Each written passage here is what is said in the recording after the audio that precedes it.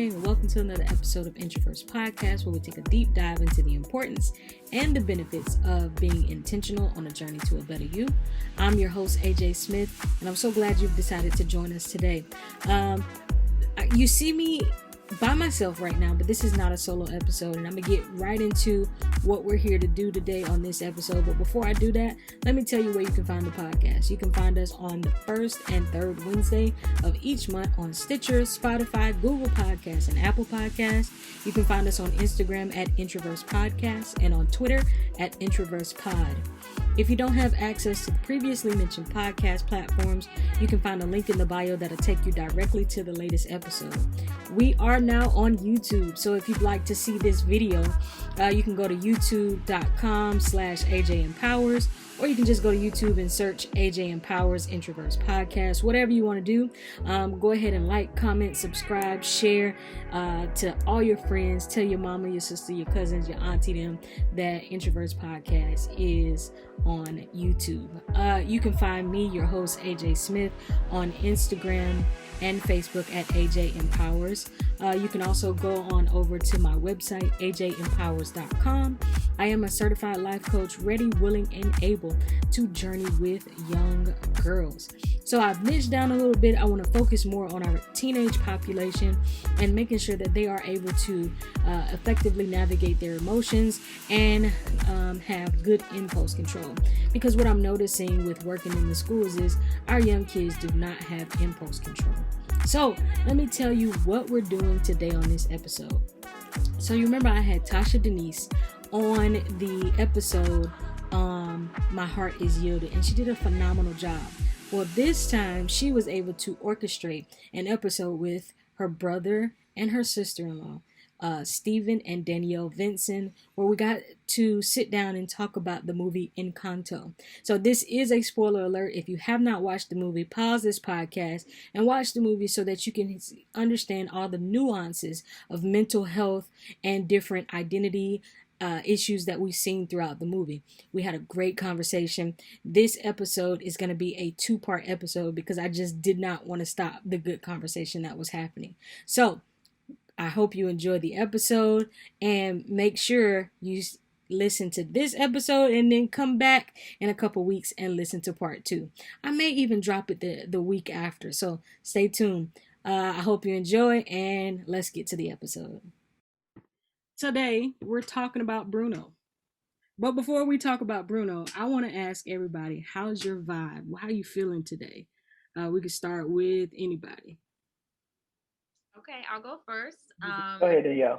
My vibe right now, I'm feeling very chill. We had a awesome day. Honestly, we started with massages, and just like been doing a lot of just like grounding and like introspective thinking and all the good things. So I would say my vibe is just very like calm, but also ready to engage in great conversation.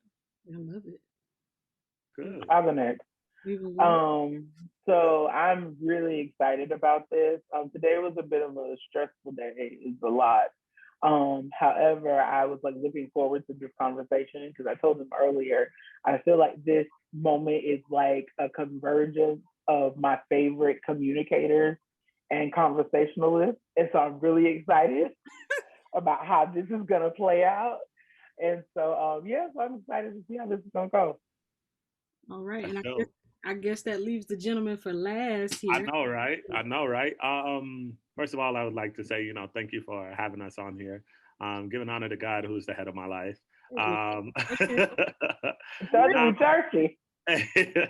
Nah, but in all seriousness, though, I think my vibe is just kind of like with an expectation. I want to say I feel nervous, only because like this is new, uncomfortable, uncharted water, so to speak.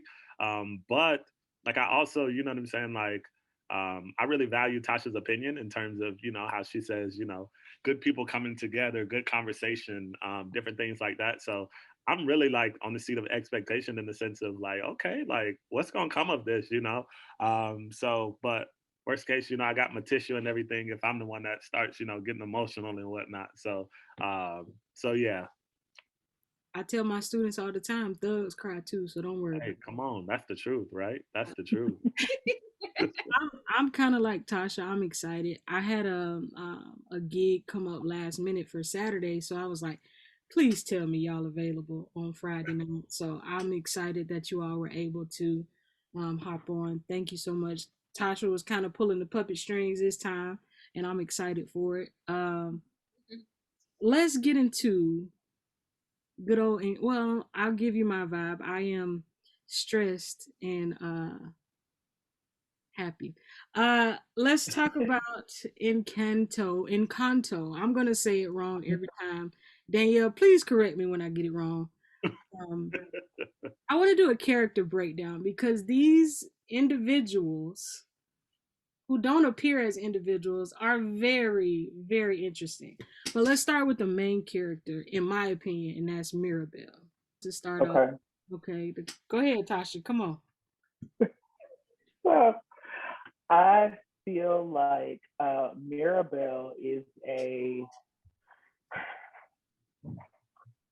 I feel like Mirabelle. I feel like all Disney movies have a hero to a degree, and I feel like in this particular case, Mirabelle may be the heroine in this particular film. I think a lot of people. She was overlooked.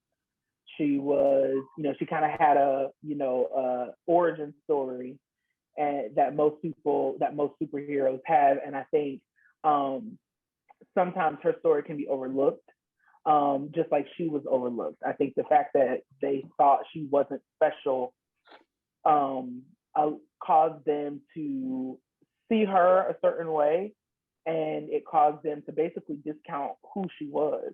Mm-hmm. And so, yeah, I think as far as Mirabelle is concerned, she's the one you have to watch out for. She's the you think one way, but she's going to perform in a completely different way. And so I think I would peg her as the heroine of this movie.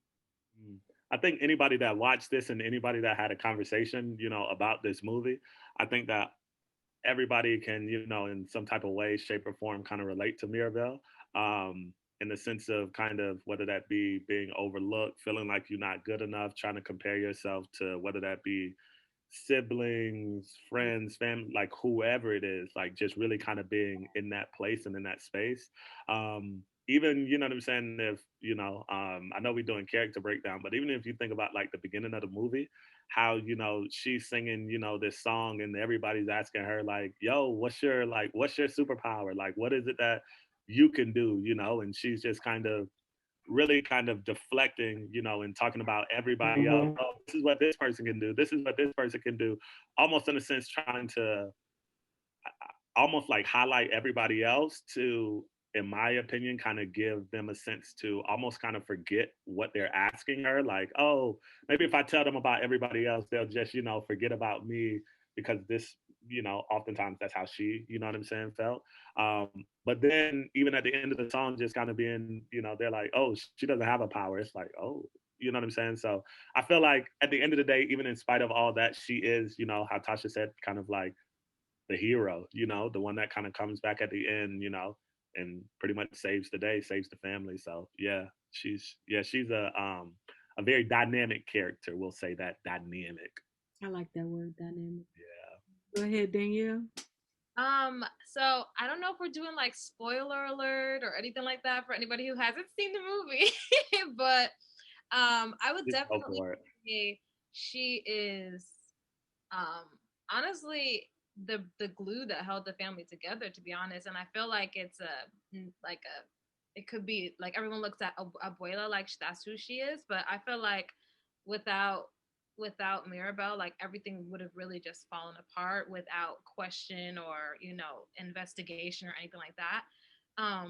Even when you think about the little shifting thing that she found in Bruno's The room. prophecy. Yes, I would say like kind of going back biblically, I would say like death and life are in the power of the tongue, and I feel like Mirabelle had the power to like bring life to back to the family or to tear it apart. And I feel like when she lost it, that moment going off on Abuela is when the house just cracked in half. and it also took her, you know, forgiveness that brought it all back together. So I just feel like she's really like a powerful, you know, member of this family, that gift that everybody felt like she didn't have, like she had the whole time, and it was just overlooked, like everybody else said, as she deflected to everybody else because it didn't shine and shimmer the same way everybody else's gifts did. So She was able to hide in plain sight for the entire movie, which was crazy because she was trying so hard to be in the front, yet she just couldn't get that spotlight that she was craving so bad because everybody else to seemingly shined more than she did, simply because they had these I guess outwardly shown gifts that she didn't necessarily have. It seems like hers was more inward. But to Danielle's point, she needed to go off on Umbrella. I think that was necessary in order to kind of, we'll get there, but kind of break everything down so that they could then rebuild what needed to be fixed. Yeah. Let's go with Louisa. Louisa is the physically strong, uh, but what y'all think about Louisa? I'm gonna let somebody else start.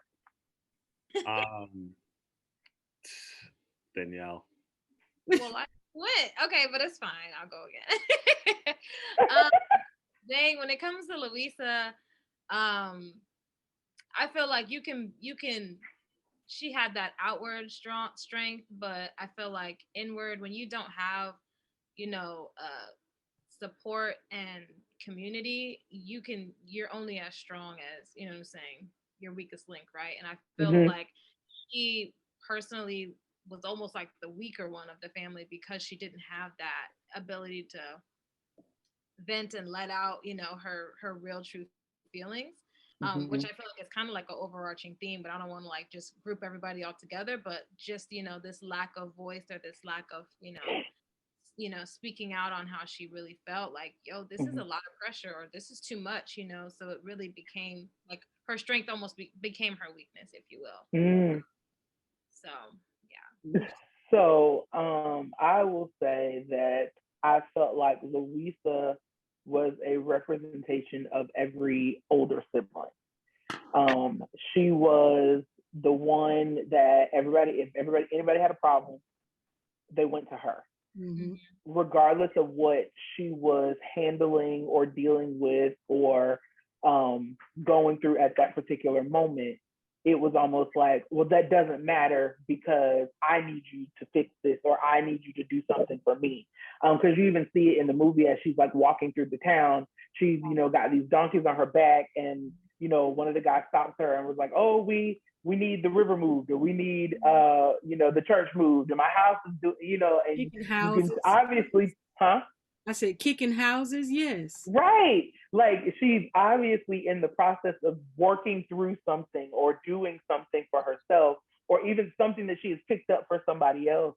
And you're still asking her to do work for you without any regard to what it is that she has going on in that present moment. And so I feel like she's the representation of every older sibling, because every older sibling has a story or an instance or some part of their history where they either had to grow up too soon, or they were the ones that ended up having to kind of take on responsibilities that they didn't necessarily need to take on, or they took them on too early, or they raised their younger siblings. And so they, you know, end up picking up these responsibilities from other people that now they are, you know, responsible for.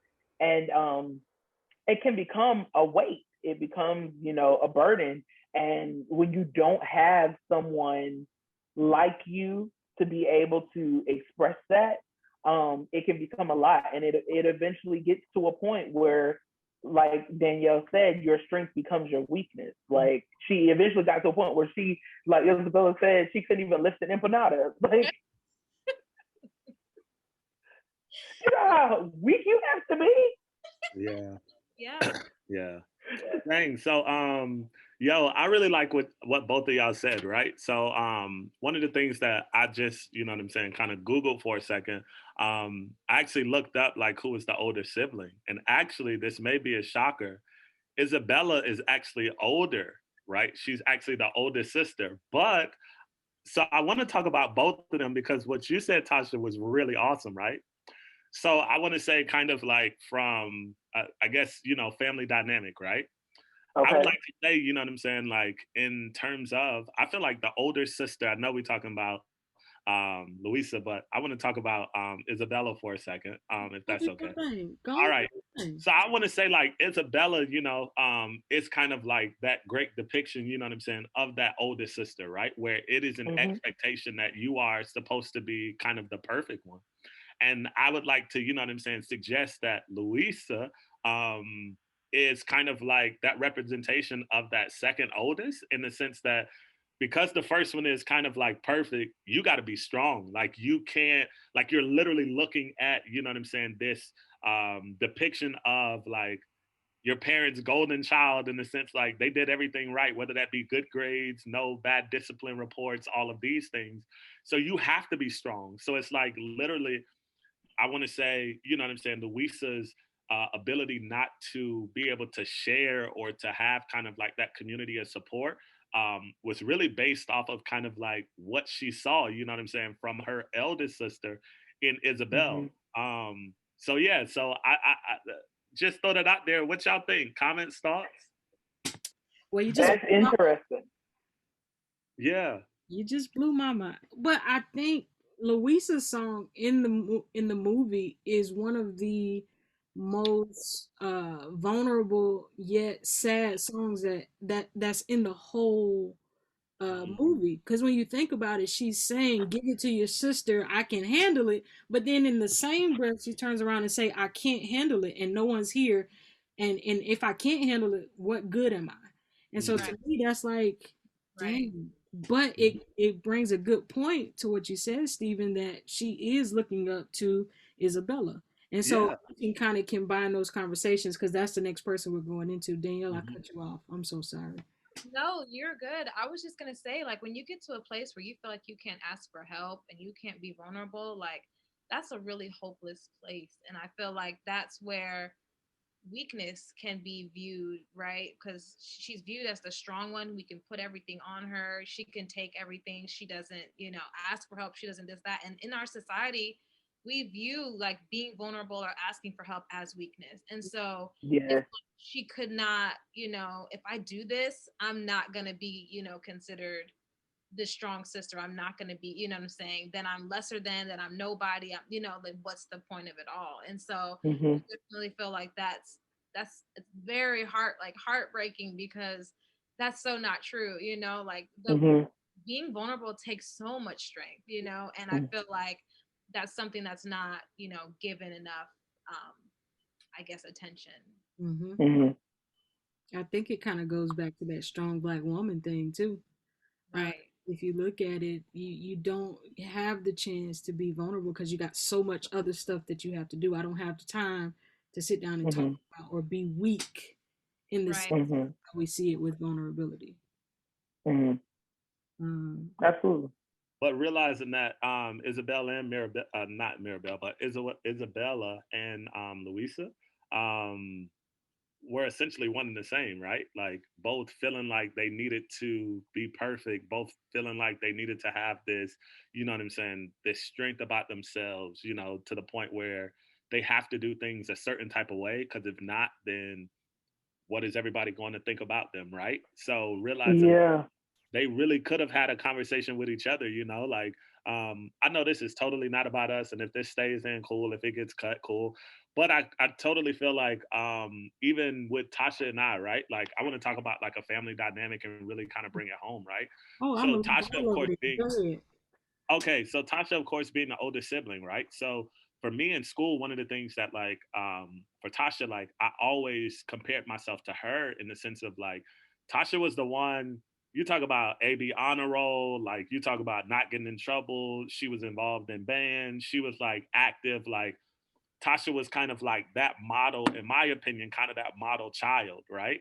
So for me, coming up behind Tasha, like I was the one, you know what I'm saying, who getting suspended off the bus, who, you know what I'm saying, doing stuff like parents getting called, like that was me. Like I actually, you know what I'm saying, remember a time where I like tried really, really hard. I believe I was in middle school. Like I tried really, really hard to like get good grades. And I remember we got our report cards and Tasha, of course, did what Tasha does, right? But then like I got mines and I was like upset. And I remember being on the phone with my mom and she was like, oh, you know what? It's okay, sweetie. Like you did good. And I remember hanging up on her because I was upset. That didn't end well. Like she totally was like, you know what I'm saying, called back and was like, don't ever do that again. And I was like, you know, my fault, like just had a moment. But I say that to say like there was this expectation, you know what I'm saying, of seeing Tasha be, you know, like this perfect one. And me having, you know what I'm saying, a moment of where I felt like, dang, I feel weak. Like I can't, you know what I'm saying, do this or I can't live up to, you know what I'm saying, like this expectation, so to speak, to the point where it's like fast forward, you know, X amount of years later, Tasha and I actually have this beautiful relationship where we're able to, you know what I'm saying, kind of have a moment where we can talk, you know what I'm saying, I guess the word is retrospectively, where we can talk back and look back in the sense of like, hey, these are things that I was dealing with. This is what I was going through. While you may have seen this, you know what I'm saying? Like, you might have saw this perfect image of like, oh, good grades, being involved, overly this, but there were other things, you know what I'm saying, that was, you know, maybe eating me up on the inside and me having to kind of be this strong one in the sense of like, well, I'm looking at my sister, she's perfect. Like, who I'm gonna go complain to? Like, I can't go complain to Tasha. She's gonna be like, it's easy, just get good grades. You know what I'm saying? Or just shut up and sit down in school. Like, don't make the teacher call mom and them. You know what I'm saying? Like, it's one of those things where it's like, now being able to have those conversations, it actually brings us so much closer. You know what I'm saying? And I feel like that's what Mirabelle was, you know, essentially trying to do when she had that conversation of like, yo, like, what's up? Like, you don't have to try to, you know what I'm saying, put on for the gram, so to speak. Like, you can be vulnerable, you know what I'm saying, with your feelings. And so, so yeah, sorry I went off on a little tangent there, but just want to, you know, kind of throw that out there. But No, it's good. Well, this is new to me. Uh-oh. Come on, therapy. Come on. No, but I did have something to add to that. I also kind of felt like Louisa may have. I want to add to that about Louisa and even with Isabella. I kind of feel like they both struggle with this dynamic, and not between the two of them, kind of within themselves. That they kind of struggle with the fact that what they can do for people is who they are. And so it's that's a word right there. That's a word. Right. It's almost this like I am no good, like just like Isabella was saying when she was yelling at Mirabelle in her room. She was like, I didn't want to marry him. I was only doing it because of the, you know, that's what the family wanted from me. And it was like, you are willing to put your whole life on hold to marry a man that you don't even like because you feel like that's what's going to work for the family. And I think that's what I think we all at one point or another have struggled with some kind of like, I'll say identity crisis. It's almost as if like I can't, yeah. It's almost as if like, if I can't do for someone, then I am of no value to them. And it's not even about like giving money or like doing a favor. It's even just doing something as simple as being there for them. And so, and I'll be transparent in this moment. Like that is something that I kind of deal with because I feel like what I am capable of doing for people. And again, it's not even about like money or anything like that. It's about me being a loyal friend is extremely important to me. Me having integrity is extremely important to me. If I say I'm going to do something, I'm going to do it. Even if it means I don't get to sleep or I don't get to eat or whatever the case may be, because I feel as though what I can do for you is more important than anything else. I'm willing to go the extra mile just to let you know, because I know what it feels like to be let down. So therefore, I don't want to let anybody else down. And so that's why I am, you know, and I kind of relate to them in that particular way because it's like, well, I can't give you anything else, but here's my talent. Here's my strength. Here is whatever it is that I have. You can have it too. I need it for myself, but I'm gonna give it to you too. And so I think we all kind of probably have dealt with something to that effect at some point or another. Absolutely. Mhm. I want to like pose a question, but more of a statement. Do you believe that Isabella and Louisa was that way because they seen how Mirabelle was treated without a gift? I think you bring up a valid question because not only, and I think it's interesting because it wasn't even so much about how everybody else treated her, it was how they treated her. Mm. And not even Louisa, because Louisa wasn't really that bad. Was like the neutral party. Right. She was a neutral party. She was just like, I'm here to do whatever it is that y'all need me to list. And, I'm going to move on with my life. But Isabella was so rude and so mean and so disrespectful to Mirabelle. I think, what you say? It's so nasty and so rude. She's so nasty to Mirabelle. And I think you bring up a valid point that maybe their lack of desire to be vulnerable comes from a place of, well, I know how y'all treated her, and she don't have a gift. I have a gift. I ain't going there. I'm not going there. It's almost like sometimes you make statements like, I know how I've seen how you talk about people behind their back, and I don't want to become a part of that. Or I don't want to be a part of your conversation or your topic of conversation rather. So I'm gonna just sit back here, I'm gonna keep my mouth shut, and I'm gonna struggle in silence because I don't want to be your next group chat topic. At least I got more than her over there. Right?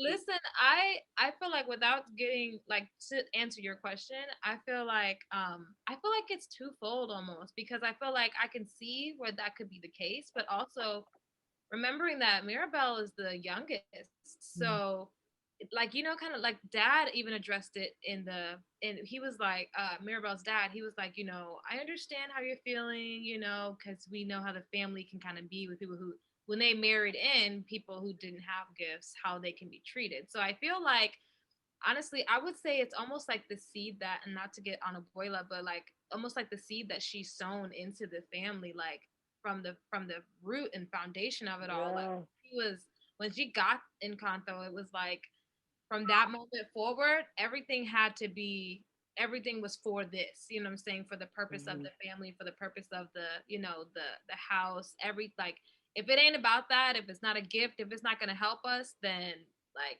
Abuela seemed very like shut off about it. So I feel like that was something the husbands were obviously experiencing for themselves because they didn't have anything to offer gift wise for the families either. So as Maribel's like, trying to set up for the party and doing all this different stuff, dad's like, listen, like don't put in too much work because honestly, us non-gift having folk, we just gonna be overlooked anyway. Like, so I feel like, that's something that was really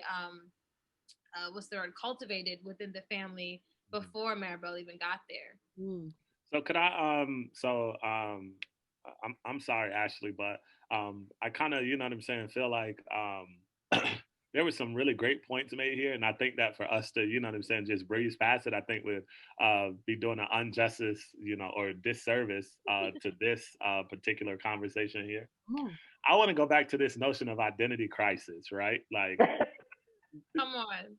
Listen, I think that, you know what I'm saying? Like, Tasha, you articulated that so well in the sense of recognizing and understanding that we all struggle with this notion of like, who am I outside of, you know what I'm saying, what I can do for other people, right? And I think that one of the things that, you know what I'm saying, that we see with this family, but I think that we all see in our own individual lives, either something that we dealt with or we currently dealing with. And I know that even for me, it was, funny. This was even a conversation, you know what I'm saying, that Danielle and I had, is that sometimes it's hard, you know what I'm saying, trying to figure out like your place when you feel like your place in this, like, okay, for instance, just being plain, right?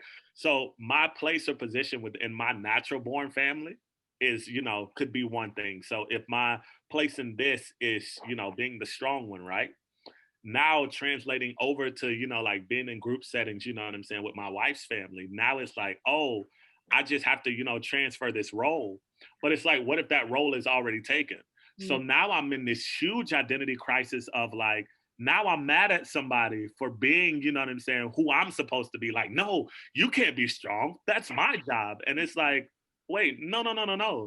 Maybe it's not your job. You know what I'm saying? So recognizing and understanding that if we don't get a good grasp of who we are, you know what I'm saying, as individuals outside of, you know, family, like I want to look at Abuela and be like, yo, you the reason, sis. Like you be the reason. But also recognizing and understanding like there has to be a certain level of grace because she literally, you know what I'm saying, inherited something and was like, yo, all of y'all got to do for the family.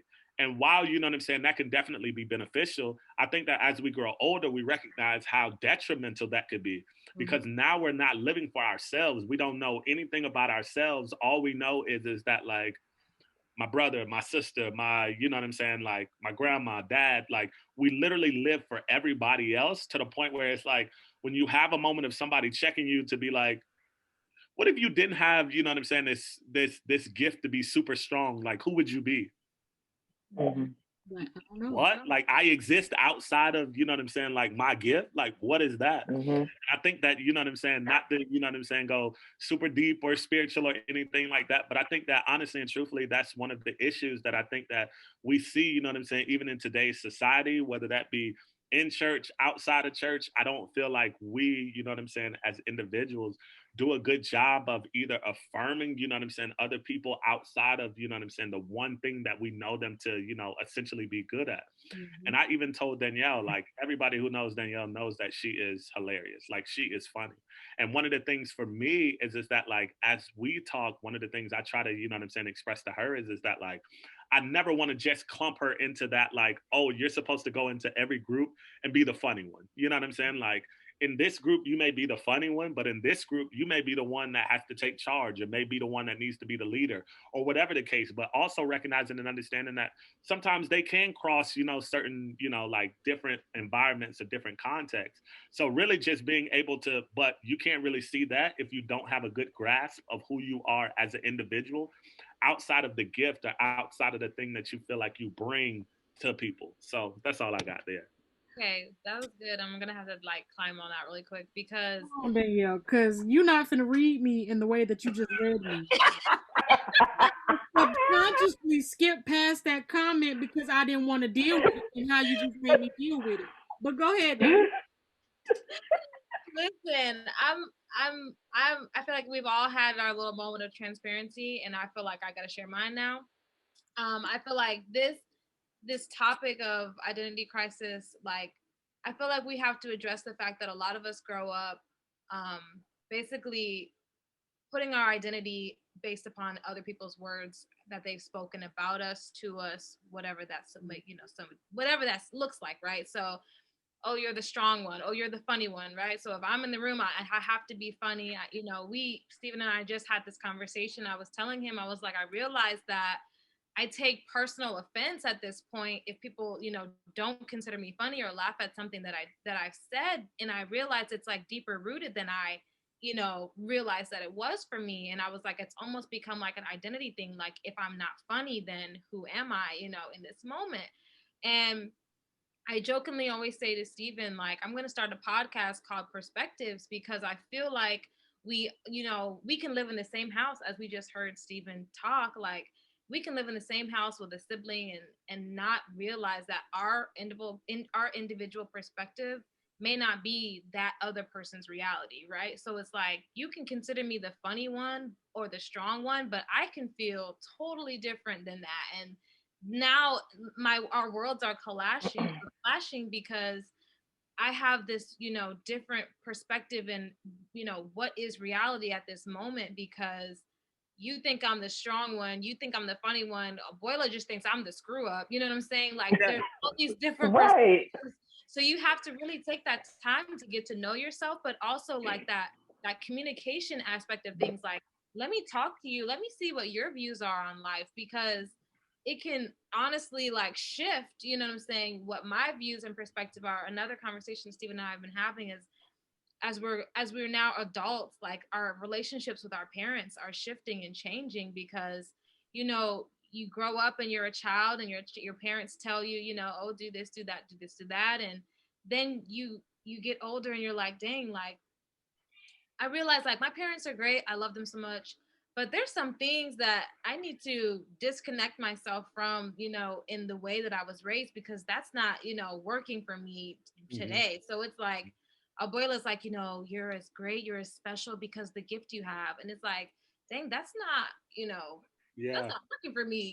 Like I'm in my 20s, almost 30 years old, and I can't bank on my gift, what I'm saying, to be my identity. And so when you get older, you having this crisis because your reality is clashing with everything, all the words that have been spoken to you and about you. And then you're like, wait a minute, I thought this is who I was, but I'm feeling like this is who I am, and so it's like, dang, like, well, who am I, so I definitely feel like having that communication aspect, being able to see from other people's point of view, can really help in these situations, because Steven's like, Tasha's perfect. She gets all these great grades. She's this, she's that. And Tasha's like, I looked at myself like I couldn't, catch a break. I wasn't going to be good if I was good enough, like, so it's just like, dang, that's deep. Let's have a conversation about that. So yeah. I've definitely been struggling with that myself. When you do one thing well, nobody sees anything else that you do. And so as a musician or as a vocalist or whatever the case may be that you are, that's where your family goes to and that's what they see you as. Whereas I'm constantly saying I am more than my musical abilities. I am more than just smart. I am a whole individual that has flaws and other great qualities about myself. And so when you talk about the identity crisis, it takes you literally breaking yourself down and understanding that the perspective that other people see you in may not be the whole view or holistic view of who you are. It could be a piece, but it's not exactly who you are. And it takes you understanding that, AJ may be a little stubborn. She's really good, at playing instruments, but she's also very bad at writing stuff. And so just understanding who you are as an individual can help you through that identity crisis, in my opinion. Anything else on Isabella or Louisa? Because we kind of clumped them together, which is fine with me. No, I think we nailed them. All right. Yeah. Dolores, I think I'm gonna combine Dolores and Camilo. Did I say that right? No. Did Dolores and Camilo. What are our thoughts on them? Well, my thoughts on Dolores and Camilo, I feel like, and this is, what's the word I'm looking for? This is almost like full circle for Camilo himself. I feel like they just kind of blend in. They don't really have gifts that they don't really, I don't want to say that their gifts don't serve purpose, because I feel like everybody's gift serves a purpose in, different ways or whatever, at different levels of importance. But I feel like throughout the movie, they kind of get flushed into the background. It's like Dolores is only good for picking up on stuff when they need it. And Camilo is only good for when they need a particular type of person for something in particular. But I feel like Camilo and Dolores kind of get flushed into the background. And so I don't, to be very candid, I don't really have much to say about them. Not that they weren't important or not that they didn't serve a purpose. I just kind of felt like, okay, they were great filler characters and they served a purpose in certain, times or whatever, but I don't really have much to say about them or their dynamic or what they bring to the movie or to the family in general.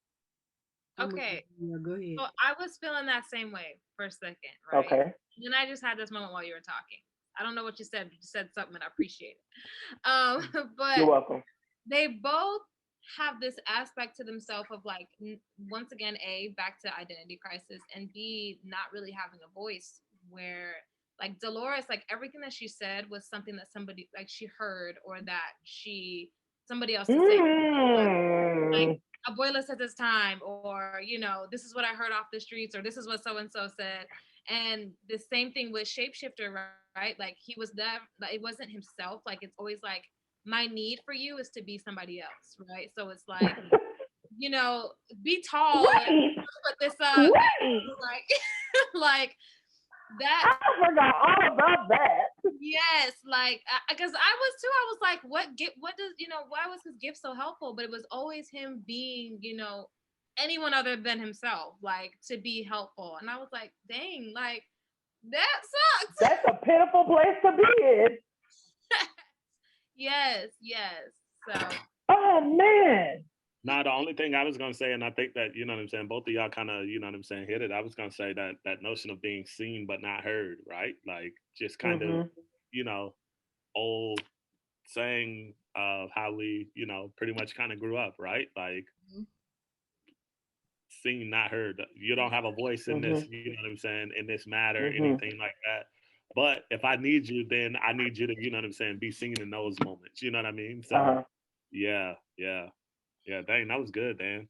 That was. It really was. I only had one thing to say about Dolores. Excuse my language, she talked too damn much. Because she's the one who ruined the engagement. She did. But they blamed it on Right, and they wanted to put that on Maribel. You know what I'm saying? She talked too much. That's all I got to say. Let's go She did. Let's go to Antonio. I know he's the youngest character in the movie. Do we have any thoughts on Antonio? I think Antonio is that the healing inner child in all of us. I think he possesses a level of fear based on what he has seen from his older siblings and his older, Cut it out. Yes, ma'am. And based on what he's seen from older siblings and older cousins, he's also been privy to the disrespect that Mirabel has experienced due to a lack of a gift, or what they assume is a lack of a gift. And now he has taken on the pressure of having to perform in something that he is not yet capable of and not yet equipped for. Mm-hmm. So he is now like in this moment, like before the ceremony, he was like hiding because he was like, well, what if it doesn't work? What if my door doesn't work? What if, and I'm like, and he is questioning his ability to perform even in the moment where he is not expected to. Right. Like, he has not yet been equipped to do something. Like, I don't like it when people, if you ask me to do something and I'm able to do it, that's great. But if you don't give me the resource or ensure that I have the resource to perform whatever it is that you need me to do, then you didn't prepare me for that. And when it does not get accomplished, I cannot be, I can't be held accountable for it. And I feel like he's in the place of, he's not equipped for this. He has not yet been taught what it is to function in his gift. That'll go somewhere, but that's not what we hear. He has not yet been taught how to function in his gift. And he's still feeling the pressure of not being able to function, even though he's not responsible for functioning yet. And so, and nobody has put that pressure on him. It's just seeing how everybody else has acted and seeing how foolish everybody else has been at the fact that Mirabel did not get a gift. He now has this embedded fear that, okay, now I am going to be treated like this if I am not able, if I don't have anything to offer to this family. And Antonio was what, like 5, 6? Like, little.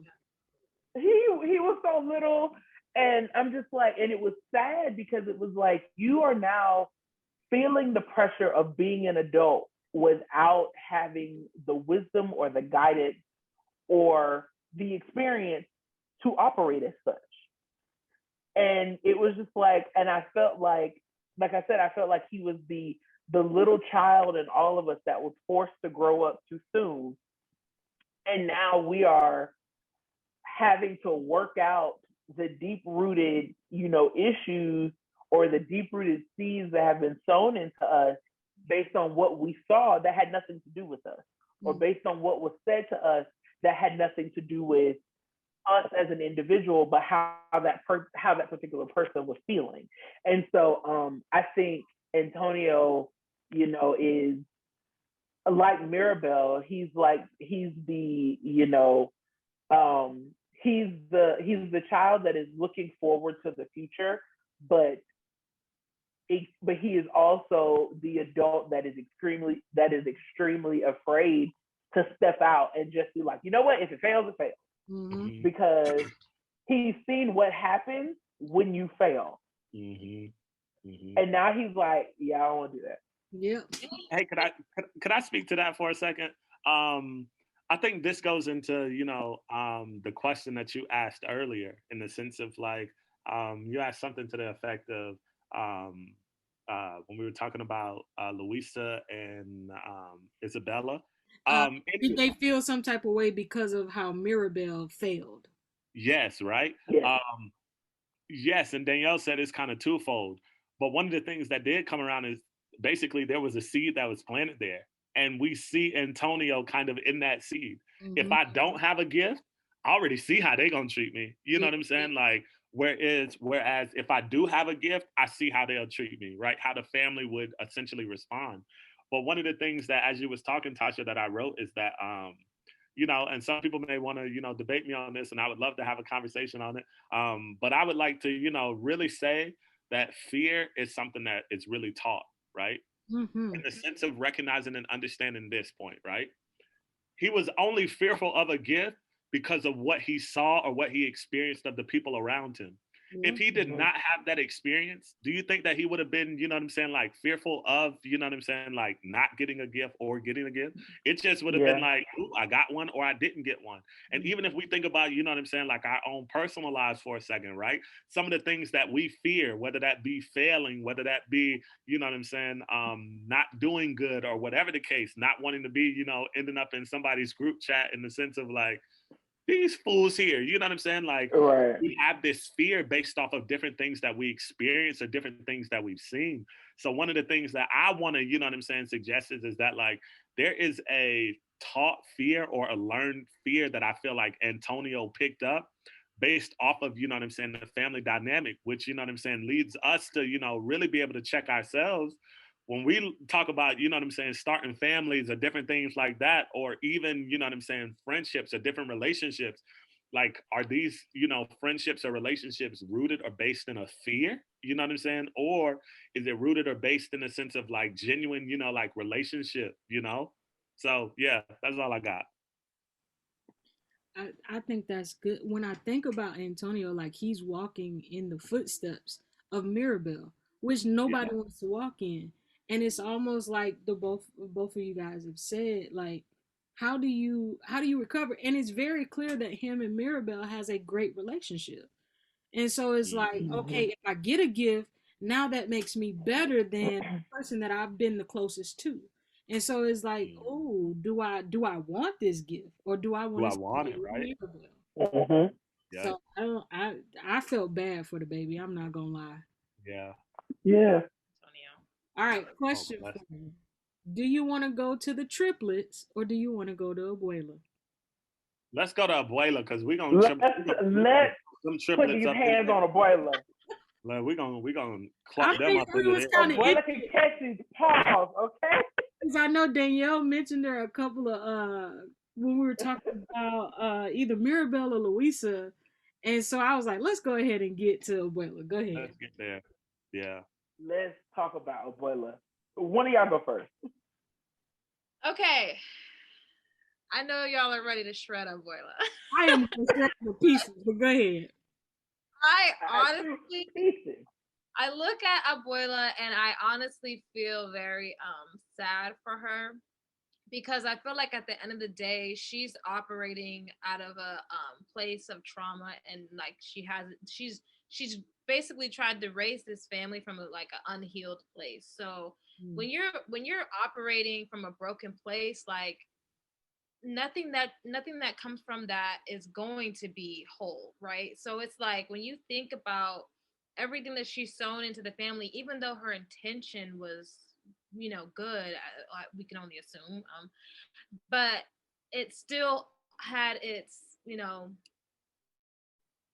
unhealthiness about it. Like everybody felt like they couldn't, voice their opinions or share their feelings because Abuela was ready. Like, nah, you ain't finna, like she was ready for it. And even in the song, Maribel's like, let's get it clear. Abuela runs the whole show. Like this is her thing. Right? And so it's like everybody felt indebted to her, or like they owed her for, everything that she provided. But I think at the end of the day, she did her best with what she had, right? Like she wasn't any more equipped to take on this whole family and receive this blessing. God sometimes can bless you beyond what you're ready for. And I feel like in the midst of her broken place, she was blessed, but she was also still hurting. And I feel like she never stopped to take a moment to be like, okay, I need to, recover. Rather, it was like, okay, let's keep it going. And she became desperately attached to this, this magic that came with this, this home. Like, okay, this is how we're surviving. So when you tight fist something, it like suffocates it, as opposed to being able to really like pour into the family and being able to be the, I guess, foundation that they needed.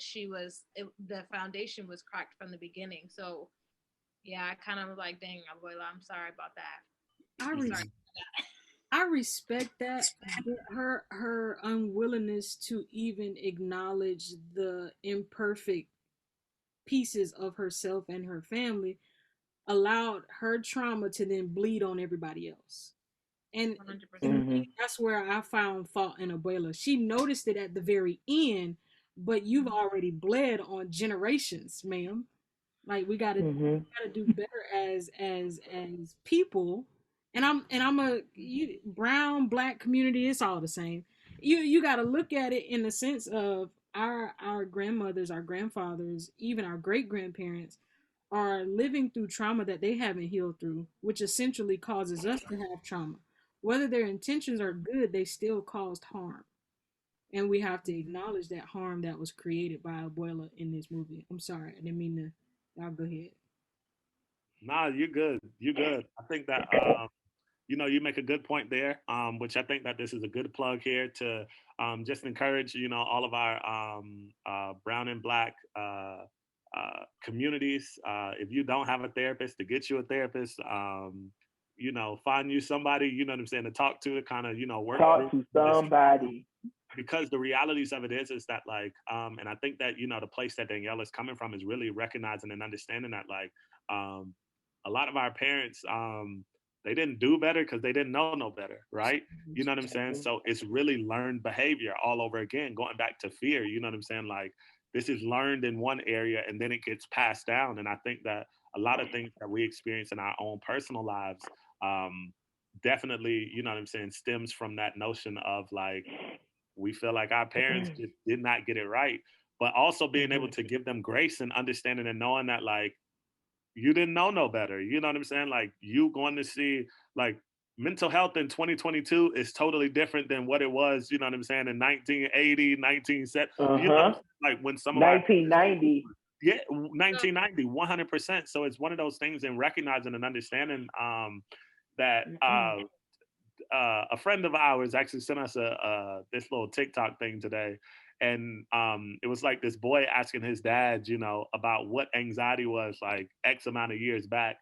And the way his dad described it is like, oh, you being soft. You know what I'm saying? And it's just like, there is this disconnect in terms of like, our mental health and trauma, you know what I'm saying, and how that really affects us. Because most times when, you know what I'm saying, we think of like PTSD or different trauma, experiences, it's oftentimes associated to like war. But it's like sometimes the family, you know what I'm saying, environments that we grew up in was a war. You know what I'm saying? Like, and so recognizing and that's not making light of, you know what I'm saying, those Right. service members who, you know, definitely put their lives on the line, but also recognizing that like trauma looks differently for everybody.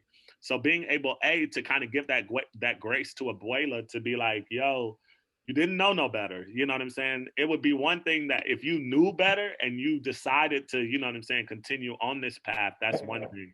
But with that being said, I do think that there is some accountability that Abuela needs to take. And that's where I'm headed.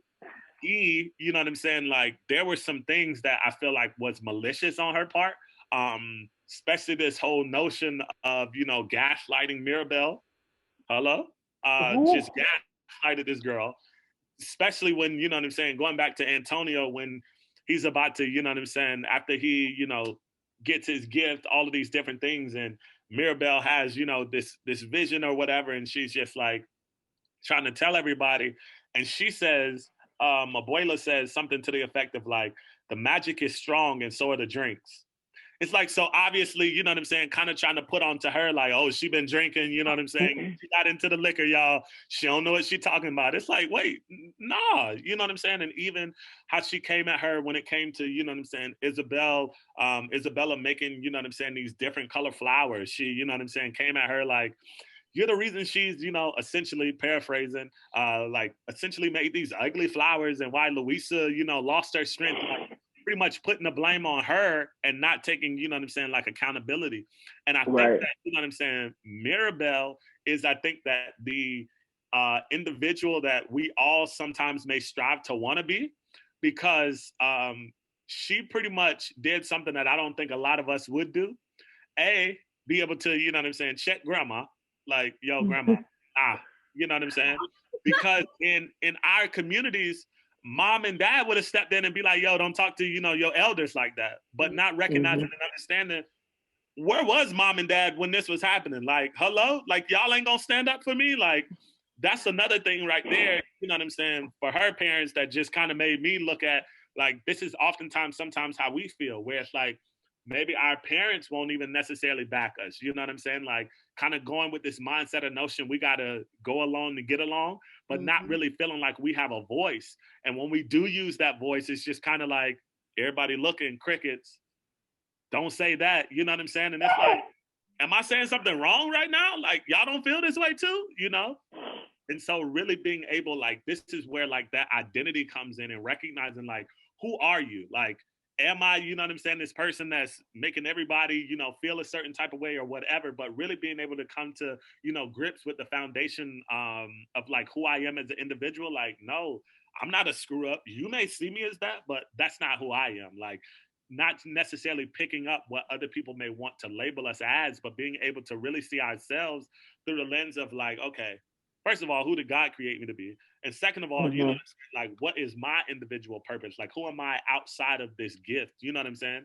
And so I think that, yes, there is grace for Abuela, but there's also, you know what I'm saying, like a line where she has to recognize and understand that, like, she could, like, what if Mirabelle took a different route and she ended up not being the one to, she's like, yo, screw the family. I don't want to be the glue that helps the family. Like, obviously I'm a screw up. Like, taking almost kind of, you know what I'm saying, a Bruno approach of just like, yo, I'm out of here, deuces, like, whatever the case may be. So, but yeah, that's just, you know, my thoughts on Abuela there. So, and I guess her parents. So I can appreciate Danielle's perspective because I think that's great. I never thought of it that way. I do appreciate your perspective, how be it also ever. Like,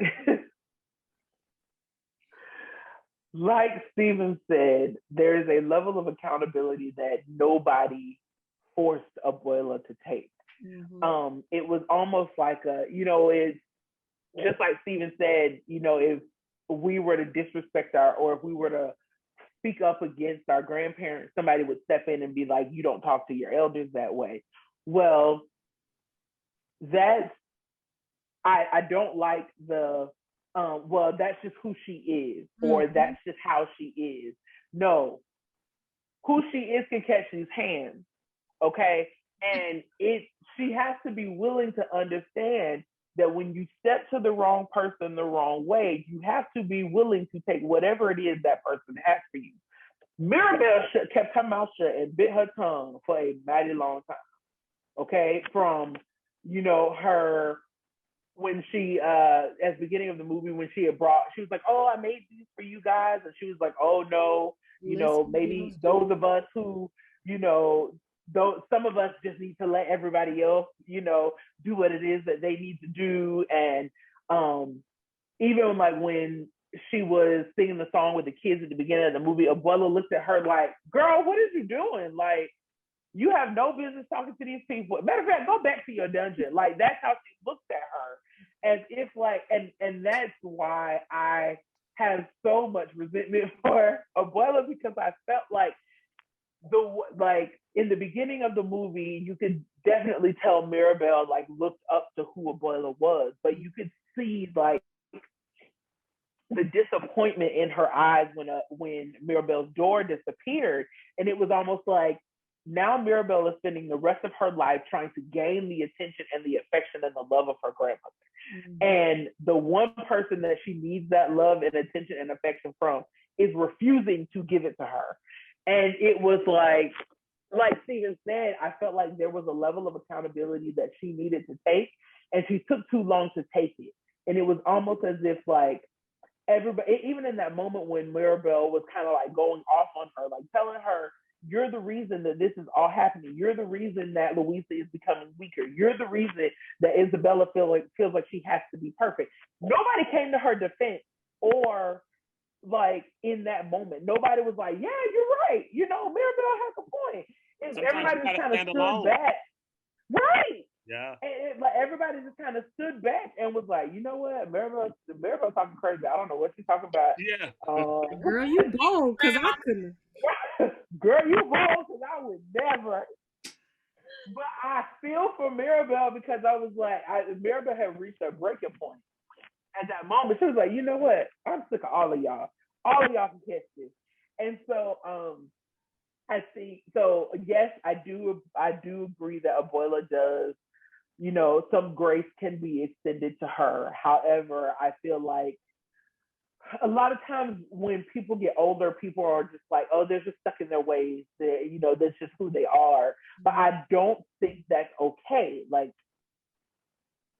even as an older person, you should still be willing to learn that you have flaws, and that it's okay to learn from those. And it's also okay to recognize that somebody younger than you might know something different. Like, it's okay to acknowledge the fact that somebody younger than you kind of knows a different way or knows a different process, and that's okay. And be willing to receive from them, and just be like, because I think a lot of times people aren't willing to receive from people who are younger than them because they feel like they have no wisdom. Well, what most people fail to realize is wisdom is a spirit. It's not something that comes with age. Mm-hmm. Experience may come with age, but wisdom in itself, I can ask God to give me the wisdom in situations that I have never, like, that are uncharted territories for me, and be able to function and flourish in those environments because I have been graced with this spirit. And so I think in moments like that, Mirabelle had a wisdom that she was willing to offer to Abuela, but because she was so closed-minded to the fact that, well, if you don't have a miracle, if you don't have a gift, you can't tell me nothing. And so I think that's kind of the closed-mindedness that she has, and that a lot of people in society have, that it's like, well, if you have nothing to offer me, I don't know what to tell you, and I don't want to hear what you have to say. Right. Listen, so Tasha, you said something really good when we was talking about, like, respect your elders, like, and I feel like what that saying, kind of implies is that, like, as an elder, they can say or do whatever they want to, and we just have to and be okay with it, because we want to make sure that we're showing, respect or deference to, like, that older person. And even, like, even us, how we think about it, it's like this notion of, oh, once you get older, you can say and do whatever you want to do. Like, people just gonna, allow it. And it's just like, wait, hold on. Like, what about now? You're telling me my voice don't matter, like, now, currently. It only matters, when I get older, in the sense of I could just say what I want to say. And then, you know what I'm saying, it kind of get brushed off. Well, you know, how you said, Tasha, that's just how they are. And I think that it's this notion of recognizing and understanding. Danielle says this, and, you know, I want to make sure I cite my source there, is that she says this notion of like, if you're not Give credit what credit is due. hey, 100%. And she says, like, if you're not growing, you're dying, right? And so, like, if you think about it, like, when you get in this mindset of being stuck in your ways, you no longer have a real desire of growth. So essentially, you have already, in my opinion, just deaded yourself like, this is over. Like, this is who I am going to be. This is the end of it. And not recognizing and understanding that, like, we can always learn something from any and everybody. Like, I'm 31, and Danielle will tell you that we just finished coaching a track team of 5 and 6 year olds.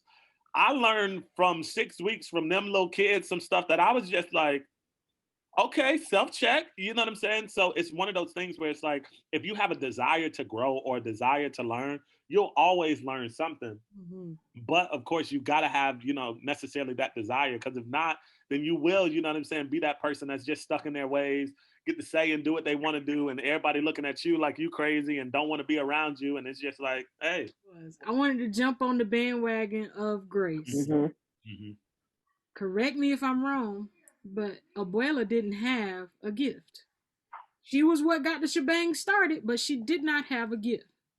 And I believe that Mirabelle was the mirror that was placed in front of her to make her realize she was more common than she thought she was. Oh, purpose. Wait a minute.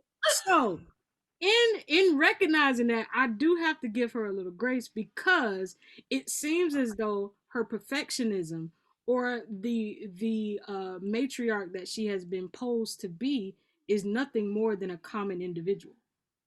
Right. Because she was built on the magic of her family, the magic of the candle. When one falls, we all fall. So I am gonna jump on the bandwagon of grace. And grandma had that mirror placed in front of her, like, oh, wait a minute. Yeah. I don't think we as special as we thought we was. Yeah. Yeah. And I think That's interesting. I don't want to cut you off. No, you good. Oh no, I was just go ahead.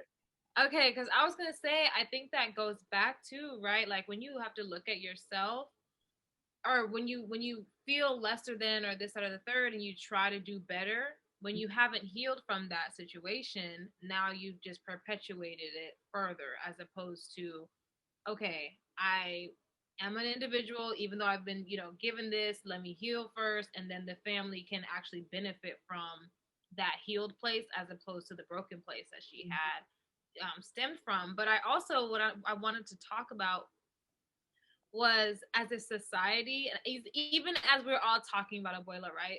We're all sharing our disdain towards her behavior. And I feel like it kind of goes back to scripture, of course. Like, if you don't say something in love, you're just going to be a noisy gong, right? So it's like, even though Maribel, like, was speaking truth, because of the way she was saying it, like, there was no way for Abuela to be able to receive that. And when you think about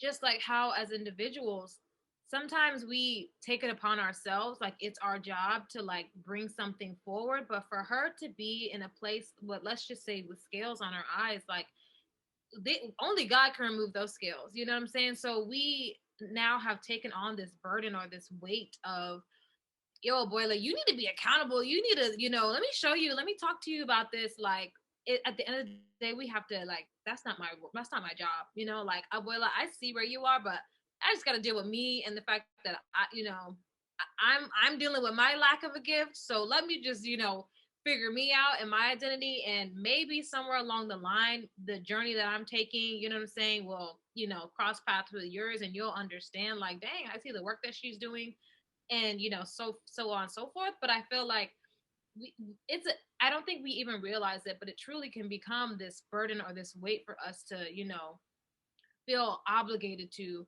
show somebody, like, hey, you're wrong. Hey, like, you need to look at yourself, you know what I'm saying? Because the more we find ourselves trying to correct this person or trying to get them to see, the more frustrated it can become, because at the end of the day, all we have control over is ourselves. You know what I'm saying? So it's like, everybody wanted, like, we wanted everybody to jump on the bed, like, let's jump her, you know what I'm saying? Maribel speaking, Luisa, get in there, Isabella, you know what I'm saying? We all jump Abuela, but at the end of the day, she was gonna leave that conversation like, first of all, y'all all ungrateful. Y'all didn't pay not their bill in this house, you know, like Abuela was gonna rip them a new one.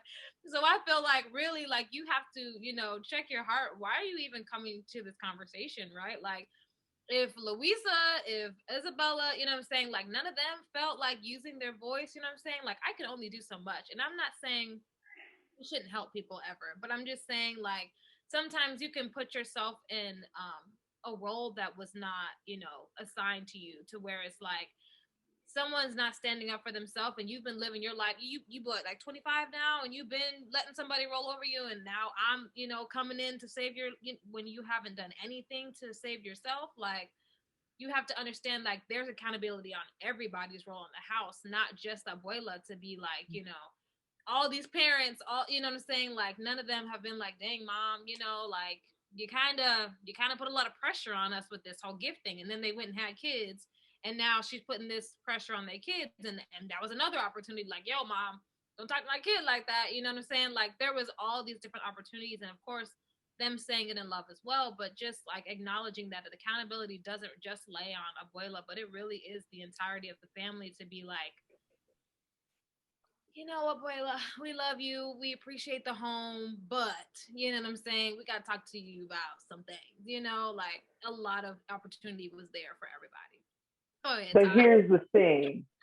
Some of them did take the opportunity.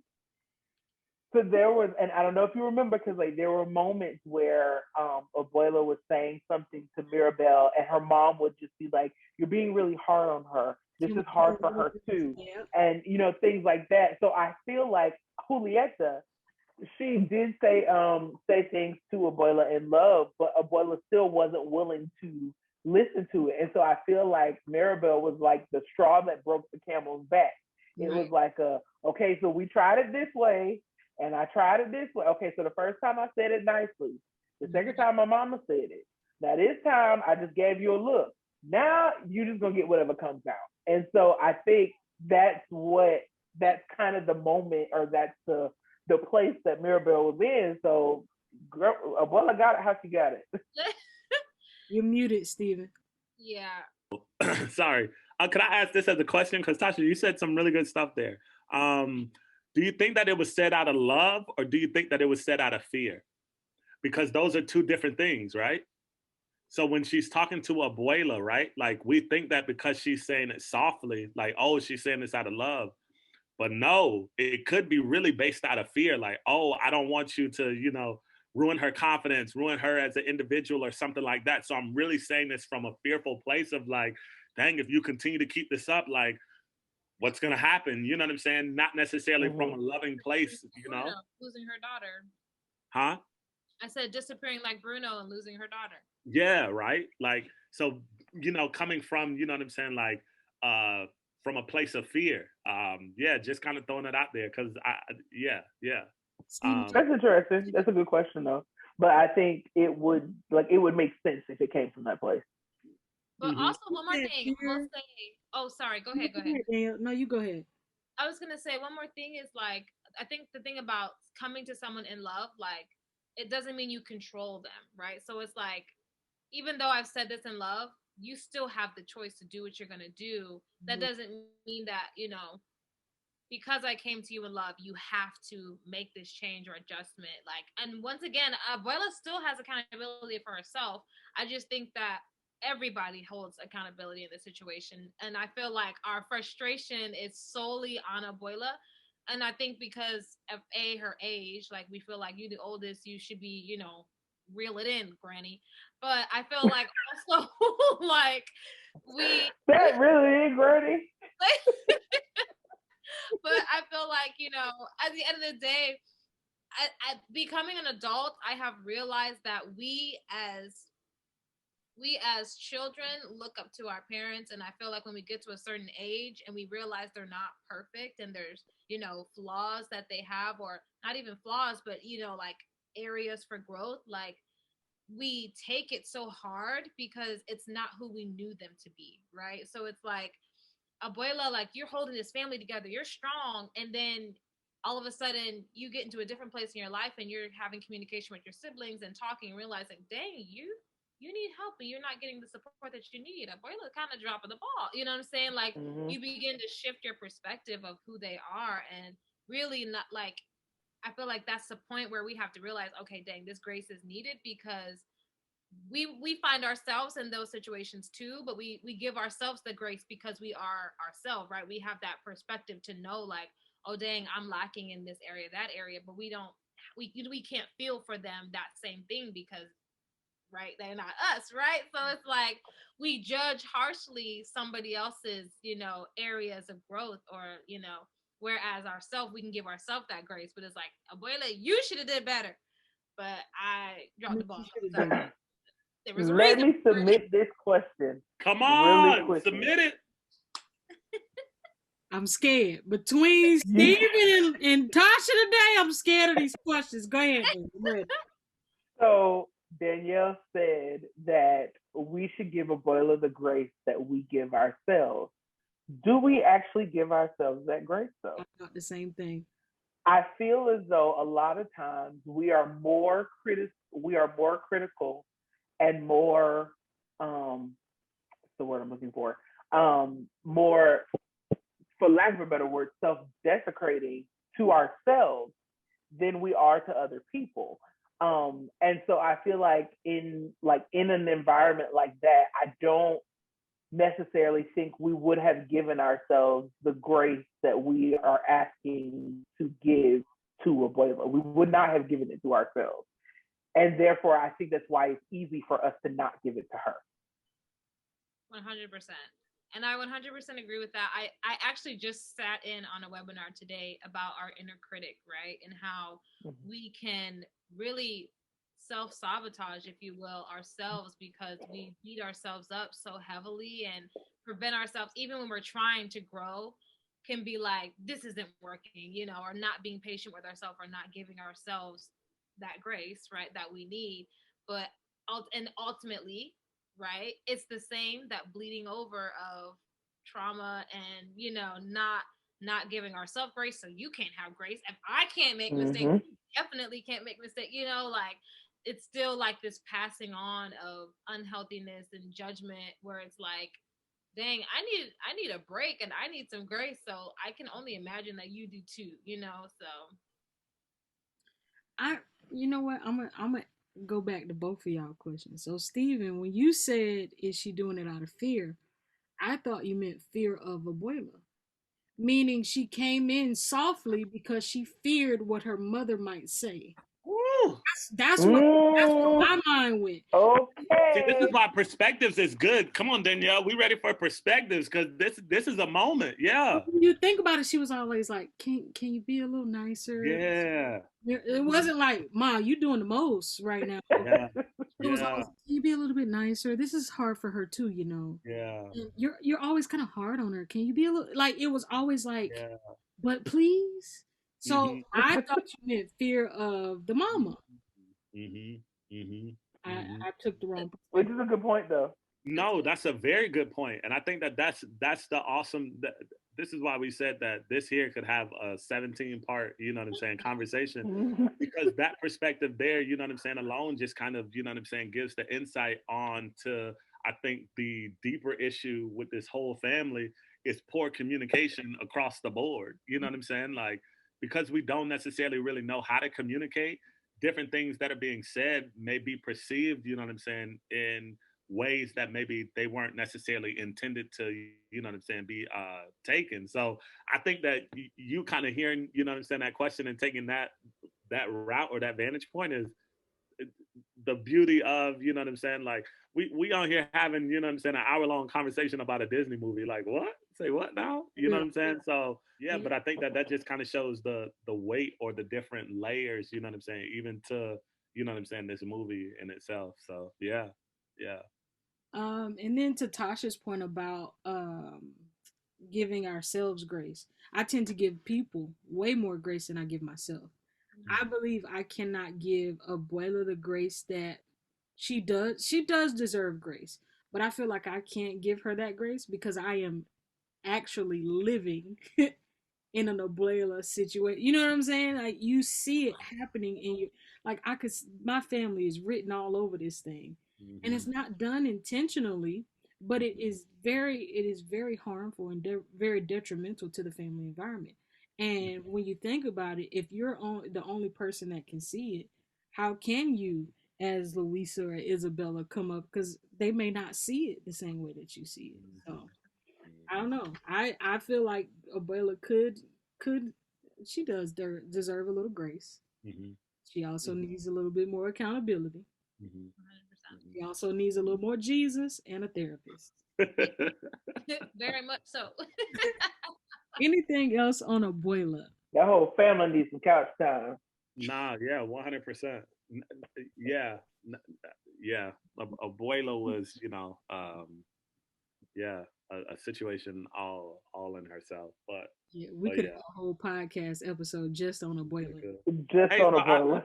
I do want to because Tasha, you made this point when you was talking. One of the things you said, and I think this kind of ties into this whole grace conversation, of extending, you know what I'm saying, like ourselves grace. One of the things you said was that for Abuela, you were saying that it kind of almost took her too long to take accountability, and I think that you know what I'm saying. For us, I think having, that outside view or perspective, sometimes that's how we can look at other people around us. Like, yo, I had to get it together. Why aren't you getting together? Why is it taking you so long to, figure this out? Like, come on now, you know what I'm saying? And recognizing and understanding that, like, honestly, that's more detrimental to us than it is to that person, because now we're holding on to an expectation, a fear, a worry, an anxiety, because we're just like, why haven't they got it yet? Like, like going through this cycle of, like feelings and emotions that aren't necessarily healthy. And the Abuela, like, not at what point in time do I feel like during the movie was she ever, like, dang, I was really mean to them today.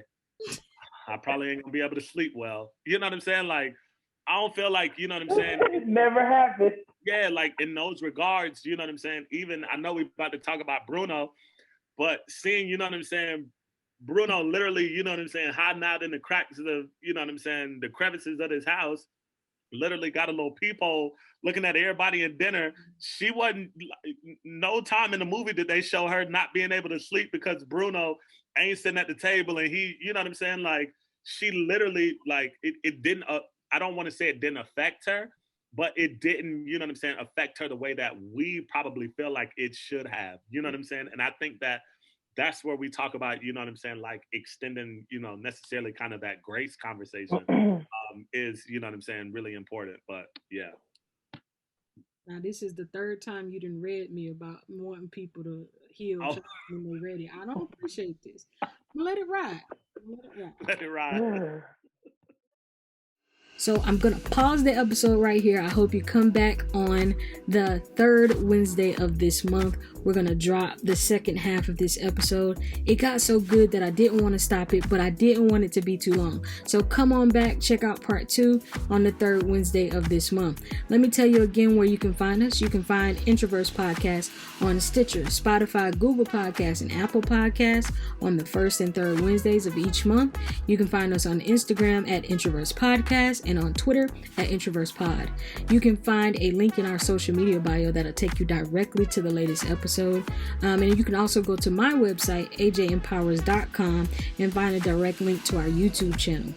You can also like, comment, share, and subscribe to my YouTube channel, AJ Empowers, in order to keep updated when we post a new YouTube video of the podcast.